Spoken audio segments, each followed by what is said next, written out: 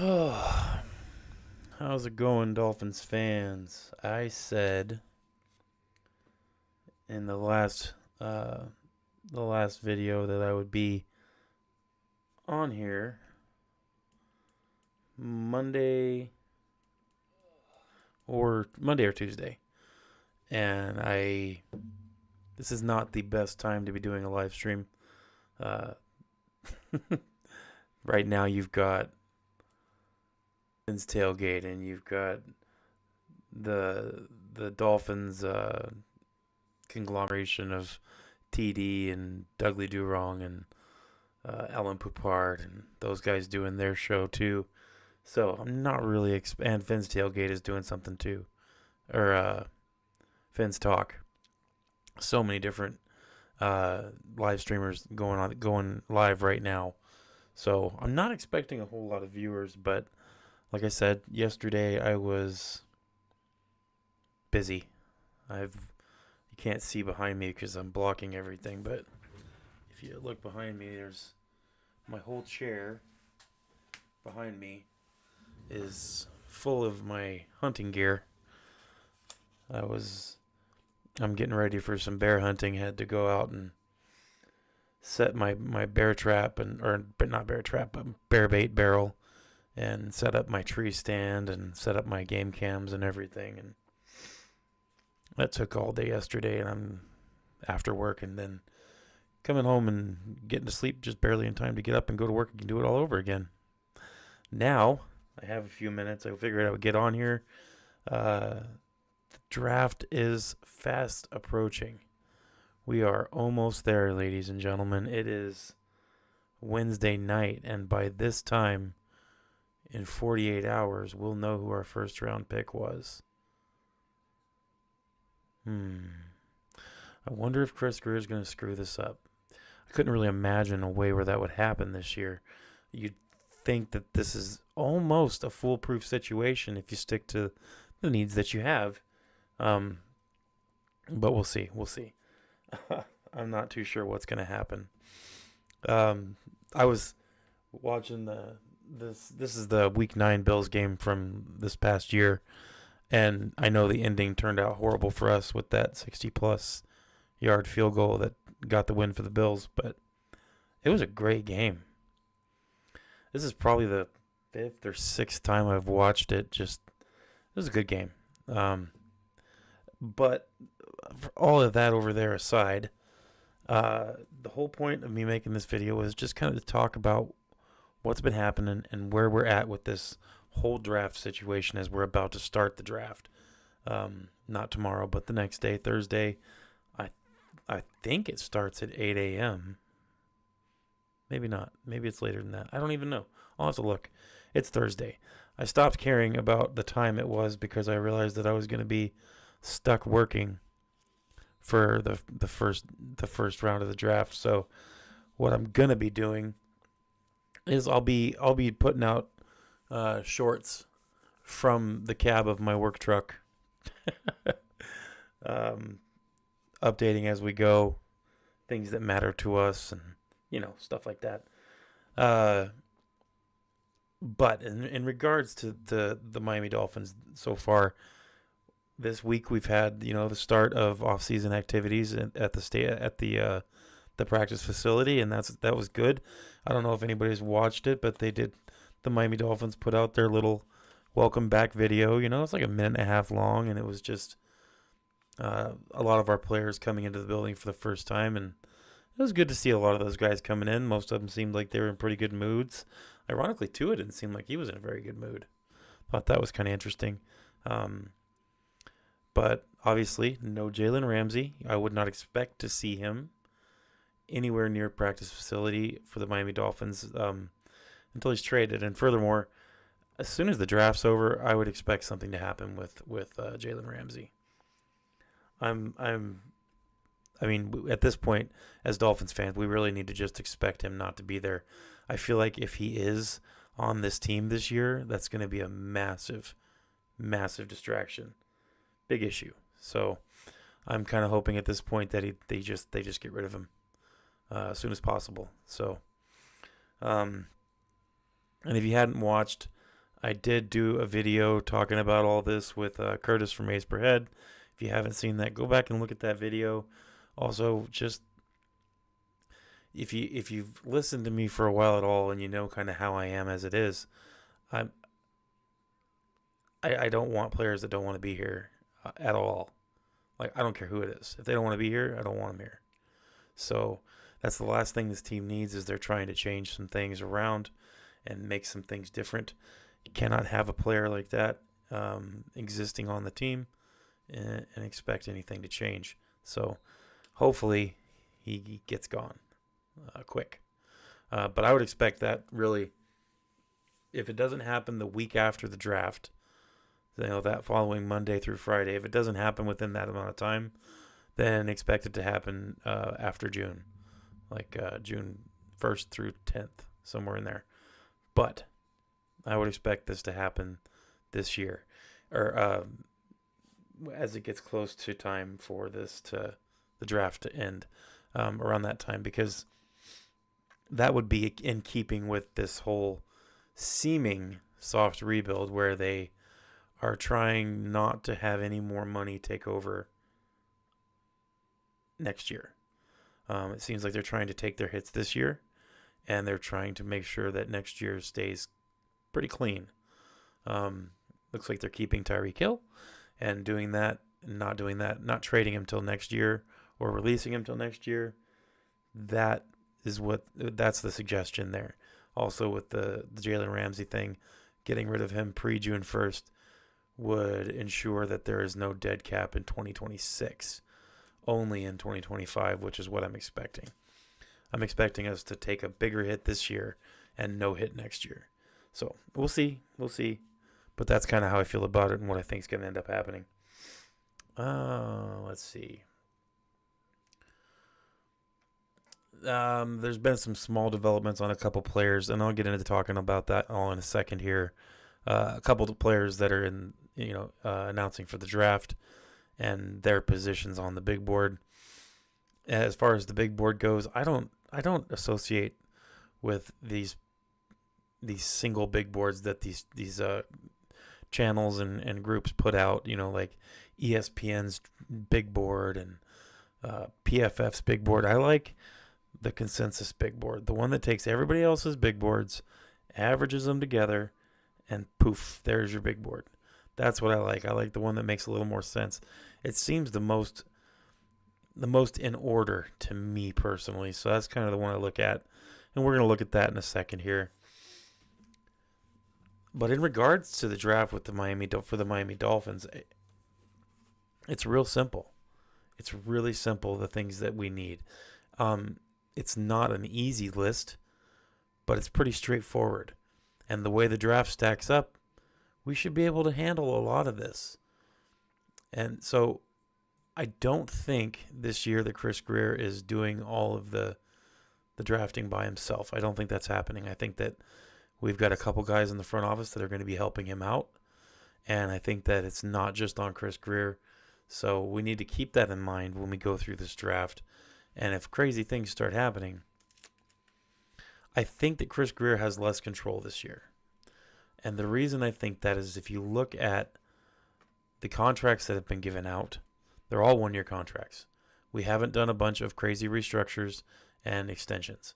And that's Chris Grier's signature. The extensions and the restructures. We haven't really done it. So between that and the fact that we haven't spent any money to bring in any high-profile free agents, which is another one of Chris Grier's favorite things to do, the things that we know Chris Grier for doing are not happening this year. So that kind of tells me, well, maybe something different's going on. And I think that Marvin Allen and a couple other guys are going to be involved in the draft this year. And I think it's not just Chris Grier that's going to be doing this. As far as our needs go, everybody should know what our needs are by now.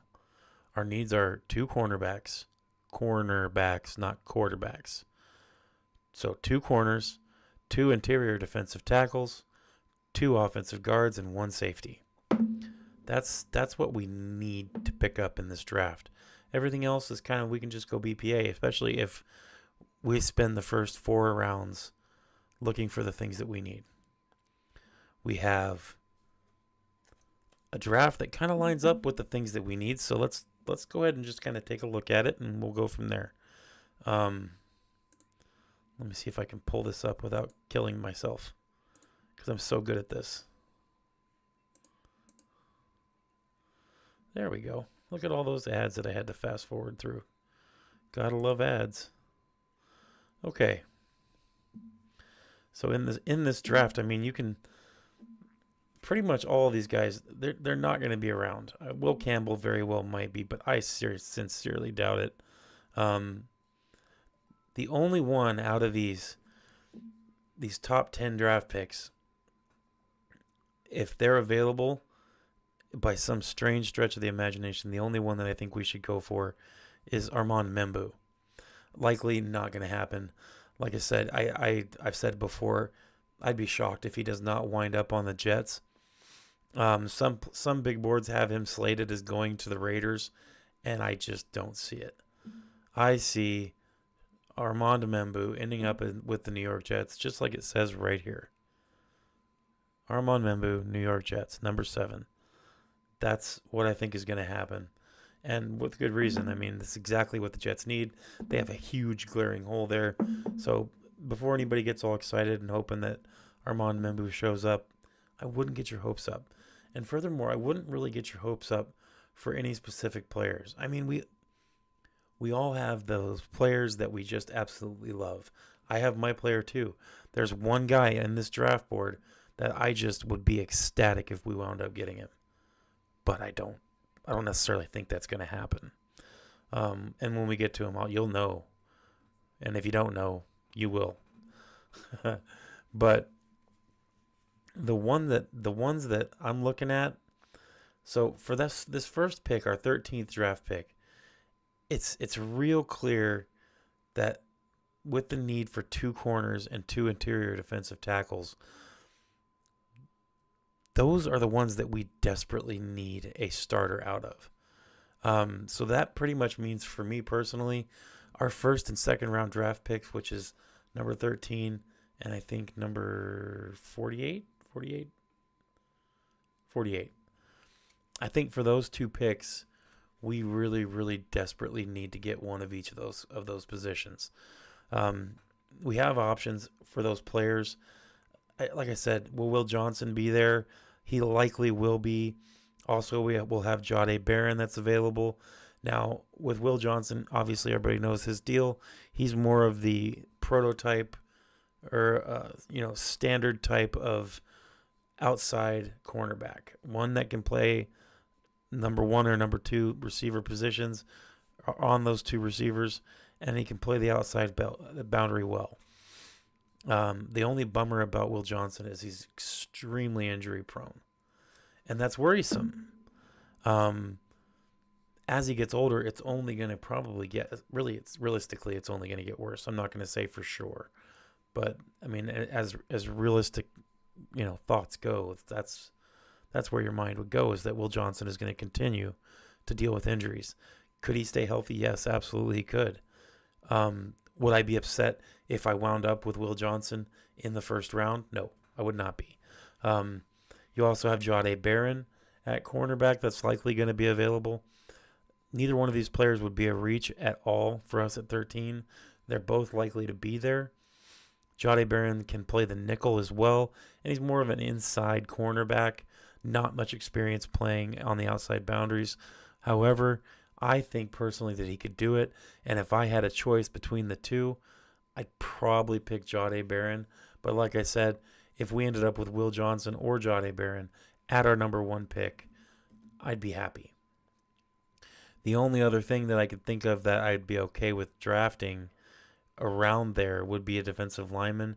However, the only 3 that I think would even be close, and it'd almost be a reach for these players at our 13th pick, would be Derek Harmon or Kenneth Grant or Walter Nolan. Oh, Walter Nolan. I love Walter Nolan. He's my guy. And for me to say that should tell you that I'm being honest about this. It's let's start out. These three players could be drafted for our first pick because they likely will not be there. Um, they likely will not be there around that time. Oh, what do I got going on here? Hang on one second. Let's see.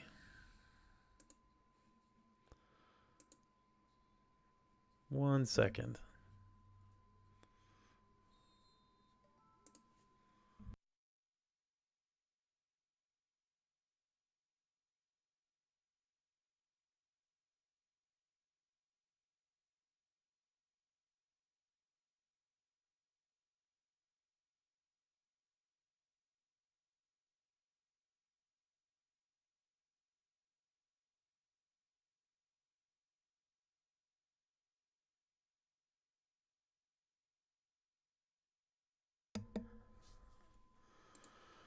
Okay, I'm back.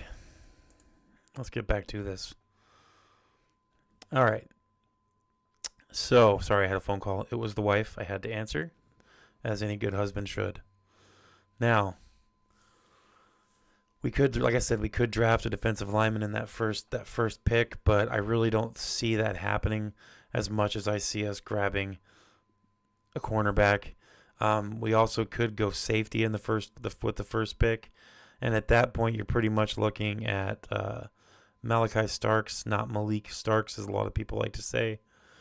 That would likely be Malachi Starks that you could grab with our number one pick. However, I still think that would even be a little bit of a reach. But like I said, he's not going to be there by the time we get around to our second round pick. So I would like to see us grab either a defensive lineman or preferably the first thing I'd like us to grab is a cornerback. Now, as you get into our second round pick, then you could start looking. There's also going to be cornerbacks around there too. Basically, for the first 4 rounds, we should be focused on corners, interior defensive tackles, or offensive guards, and safeties.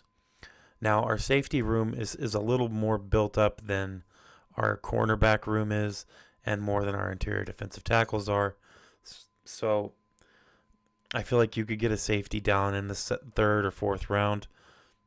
There are some good safeties available around there, and I think we could do something there too. So there are also some good cornerbacks available too later on in the draft. Just not as many as there are offensive guards. So I feel like genuinely you could wait, until around the 98 to 150s to grab. There's also to grab a good offensive lineman or offensive guard. There's a bunch floating around. You guys know the names. We don't really have to worry about that too much. Like I said, you don't want to associate yourself or attach yourself to certain players too much. Like I said, for me, the only player that I've really, really attached myself to is Walter Nolan, because a lot of people, the only issue with Walter Nolan is his off the field issues and his attitude sometimes. Now, we have to remember these guys are kids. They're kids. And a lot of learning to become an adult happens around this time for them. So I'm not too concerned with that as much as I would be with an NFL player having the same issues. I think that what I would say is Walter Nolan does have some off the field issues with attitude, things like that. Nothing crazy, because obviously he's still a first round style of a first round player. So it's nothing insane, nothing on the level of Tyreek Hill. So don't think of it that way. But this should tell you how I feel about our coaching staff, especially on defense. I have very, very high faith in Anthony Weaver, and I feel like someone like Anthony Weaver could get the best out of a player like Walter Nolan, and he could keep him maturing and keep him growing positively and not regressing into stupid teenager behavior. So I would be totally stoked if we wound up getting Walter Nolan. I'd be beyond ecstatic about Walter Nolan. The man is an absolute beast. It doesn't matter how many people you put against him. The man just goes right through whatever kind of blocking you put up against him. No matter how many players, 1, 2, 3, 4, doesn't matter. Walter Nolan finds a way to get to the quarterback, and he does it with style. It's been very rare that I've seen a player like him. The man is a beast. And right now, a lot of people are mocking him to the Buffalo Bills. Let me say this as calmly as I can. Dolphins fans, if the Buffalo Bills wind up with Walter Nolan, that will be something that we will be paying for years to come. It's just that simple. We don't want that. We don't need that. We need to make sure that the Buffalo Bills don't get Walter Nolan. Oh, man, I hope that doesn't happen. That would be absolutely horrible. You don't want Walter Nolan with the Bills. But with our first 4 or 5 rounds in the draft, we should be able to cover all the needs we have. And realistically, we absolutely desperately need 3, preferably 4 players to be starters or immediate contributors. Have to have it.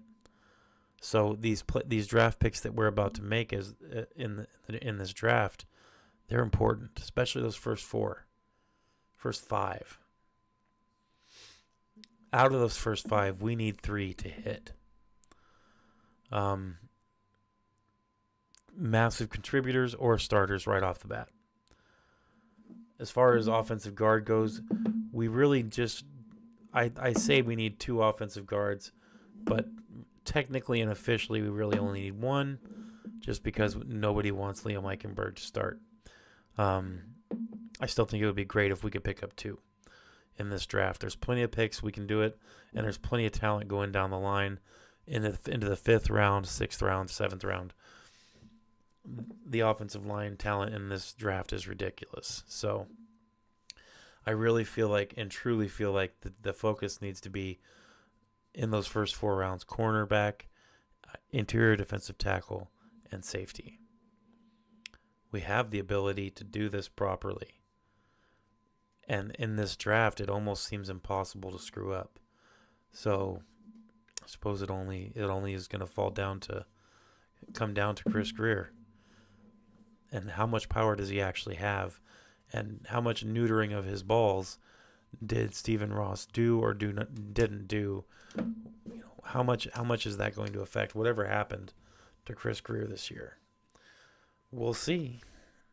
Because I can't really guarantee that I know. I just know what I hope. And I sincerely hope that I hope that it doesn't end up the way a lot of Dolphins fans think it's going to happen or end up. I lean towards this being almost a foolproof opportunity to build this team, this year's draft. Is it going to happen? Oh, man.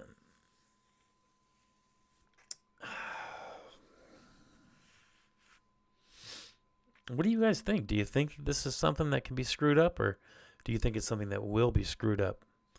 I'm of the mindset that this is going to be a decent draft for Miami. Like I said, it needs to be an A+. This can't be a C draft or a B draft. This has to be an A-rated draft across the board. That's the only way to be sure that we're going to have the things we need. There is still free agency after the draft. A lot of players will be making their decisions on what they want to do after the draft. Some of these players that we don't even know that we've made offers to come out of the woodworks. I'm sure we're going to have some signings.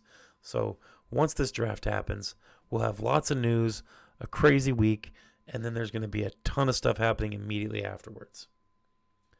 free agent signings, news from team activities, all kinds of stuff is going to be happening.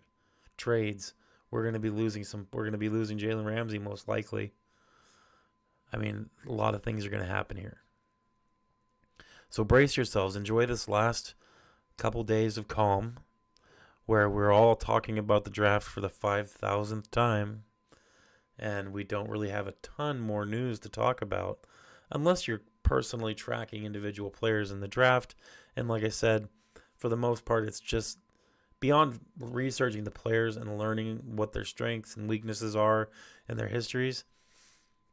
If you start trying to say we're going to wind up with this player but not this player, you're just setting yourself up for massive disappointment. Every year, the same thing happens. People get set on certain players, it doesn't happen, and then they hate everything else that happened in the draft no matter what.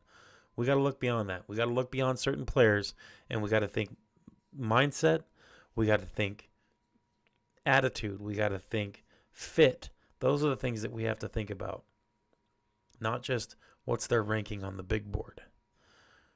We want players that fit. I don't care if we got them from the 6th or the 1st round.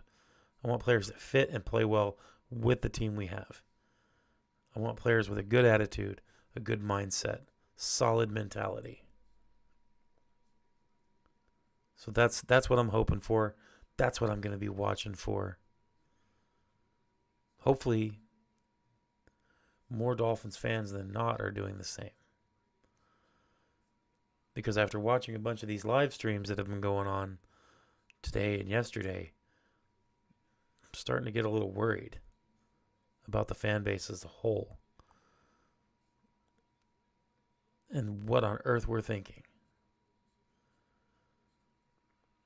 Drafting Shedeur Sanders if he falls to 13. Drafting Ashton Gianti if he falls to 13. Drafting a tight end if they fall to 13. These would be okay picks. I'd be okay with it any other year. But in a year like this, when it's just so obvious that what we need is defense and offensive guards. That's all we need. That's all we should be looking for, especially with our premium picks. We should be looking to fill those needs because they're going to match up with, or pretty darn close to best player available. Might as well get the stuff we need. Get the players that we need that fit this team. And forget all the drama. Forget all the other crap.